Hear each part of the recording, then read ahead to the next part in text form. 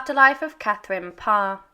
The life story of Catherine Parr extends far beyond her famous marriage to King Henry VIII, which marked her as the sixth and final wife in his series of marriages.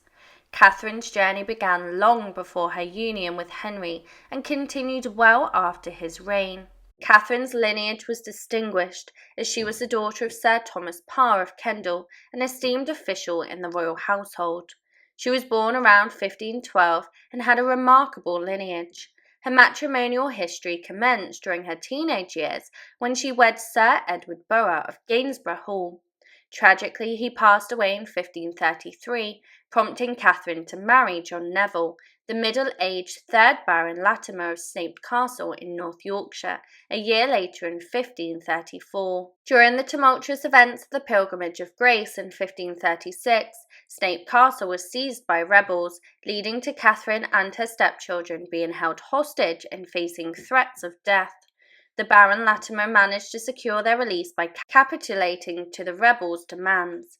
Sadly, he passed away in 1543, leaving Catherine a widow at the age of 30. Despite her widowhood, Catherine remained slender, vibrant, and attractive. She yearned for a love-filled marriage before her youth faded away. Her heart's desire was Thomas Seymour, the brother of Henry's third queen, Jane, who died in 1537 after giving birth to Prince Edward. However, instead of Seymour, King Henry sought Catherine's hand in marriage. Catherine and Henry eventually tied the knot at Hampton Court in July of 1543. Their connection ran deep, as Catherine and her mother had served as ladies-in-waiting to Henry's first queen, Catherine of Aragon. Furthermore, Catherine later served in the household of Princess Mary. Catherine Parr was renowned for her love of vibrant attire and finery. She described as possessing a lively and charming appearance. She earned praise for her virtuous character. In 1544, she was noted for wearing a sumptuous robe of cloth of gold with a brocade petticoat, adorned with sleeves lined with crimson satin and trimmed with luxurious crimson velvet. Her train extended more than 2 yards, and she adorned herself with 2 crosses and a jewel featuring exquisite diamonds. Her headdress was adorned with numerous beautiful pieces, while her gold girdle featured large pendants. Catherine possessed tact, allowing her to wield a positive influence on King Henry during his later years. Close bonds formed between Catherine and her stepchildren, and she dedicated herself to their education, making her a cherished figure in their lives. Although Henry and Catherine's marriage was not initially rooted in love, there are clear signs that it did evolve into one of genuine affection, especially towards the end of King Henry's life.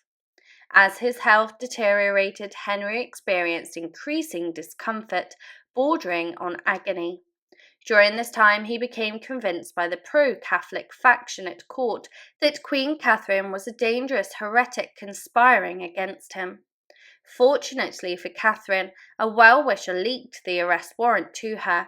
She cleverly and swiftly used her wit to persuade the king that when it came to matters of faith, she relied solely on his guidance and answers.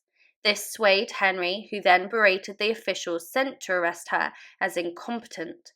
Catherine and Henry's friendship was rekindled, and it remained strong until his passing on the 28th of January 1547. Not wanting to waste time and eager to be with the man that she loved, Catherine, after a 6-month mourning period, married Thomas Seymour. However, what began joyously ended in tragedy as Catherine succumbed to a slow and painful death. She had given birth to a daughter, Mary Seymour, who was just 1 week old when Catherine died of perpetual sepsis. Mary is believed to have been raised by Catherine's closest friend, Catherine Willoughby, the Dowager Duchess of Suffolk. Unfortunately, Mary also died in early childhood.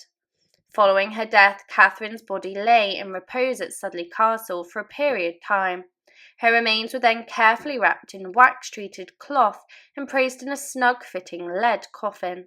The soft lead bore the inscription of K.P. Here lieth Queen Catherine, wife to King Henry VIII and wife of Thomas, Lord of Sudley, High Admiral of England and Yorkshire to King Edward. A sermon was delivered by Miles Coverdale, and Lady Jane Grey served as the chief mourner at her funeral, which is considered one of the first Protestant services of its kind in England. For over 200 years, Catherine rested peacefully beneath Studley Chapel. However, as the estate and the church above her fell into despair, she remained remarkably well preserved. In the summer of 1782, Mr. John Lucas, who occupied the land of Lord Rivers, where the chapel ruins stood, respectfully opened the top of Catherine's coffin, expecting to find only her bones. To his astonishment, he discovered her entire, uncorrupted body wrapped in 6 or 7 layers of sheer linen, despite being laid there for 230 years. Driven by unwarranted curiosity, he took it upon himself to cut through the delicate cloth covering Catherine's arms, only to find that her skin still retained its pallor and moisture. Mr. Brooks, who documented this in the book, The Opening of the Queen's Grave, expresses disapproval of Mr. Lucas's actions, considering it sufficient to have merely discovered the Queen's final resting place and reported it to the appropriate authorities. It is believed that around this time, hair clippings and a swatch of fabric from Catherine's burial attire were taken. The following summer in 1783, his lordship's business required him and his son to be at Studley Castle. Upon learning of Lucas's previous actions, he ordered the earth to be once again removed out of personal curiosity. To his astonishment, he found Lucas's accounts of the coffin and corpse to be accurate, with one notable difference. Catherine's body had deteriorated significantly, with the flesh around the incision turning brown and putrefying due to exposure to the air. The noxious odour made his son ill while copying the inscription on the lead coffin. Subsequently, it was decided to place a stone slab over the grave to prevent further unauthorised inspections. Unfortunately, poor Catherine's body was disturbed again in 1792 when her coffin was dug up by drunken revellers and reburied upside down. 25 years later, Lord Chandos decided to move Catherine to a more secure tomb. Reverend John Lates, overseeing chapel repairs, and Edmund T. Brown, a local antiquary, discovered the coffin on the 18th of July, 1817. The coffin was found upside down in a walled grave, and upon examination they found only the bare skeleton, with a few pieces of sheer cloth remaining under the skull. They also discovered a dark-coloured mass containing a small amount of hair, matching some that they already possessed. Ivy roots, which had grown profusely on the chapel walls, had penetrated the coffin, filling much of it. They painstakingly nailed together the various pieces of lead that had been cut from the coffin over time to reconstruct its original form, placing it on 2 large flat stones beside the former Lord Chandos. Dr. Nash remarked that the Queen must have been of short stature, as the lead enclosure for her corpse measured only 5 feet 4 inches in length. This height was considered average for a woman in the late 1500s, aligning with the descriptions of Catherine as neither tall nor petite during her lifetime. Brown concluded that the ancient chapel that had been desecrated underwent a thorough restoration under the guidance of Sir John Gilbert Scott. As part of this renovation, a magnificent decorated altar tomb, crowned by Gothic canopy, was erected on the north side of the sacristy in memory of Queen Catherine Parr. Her effigy on this tomb was crafted as accurately as possible based on the existing portraits, with the alabaster image providing a lifelike appearance to her bare bones.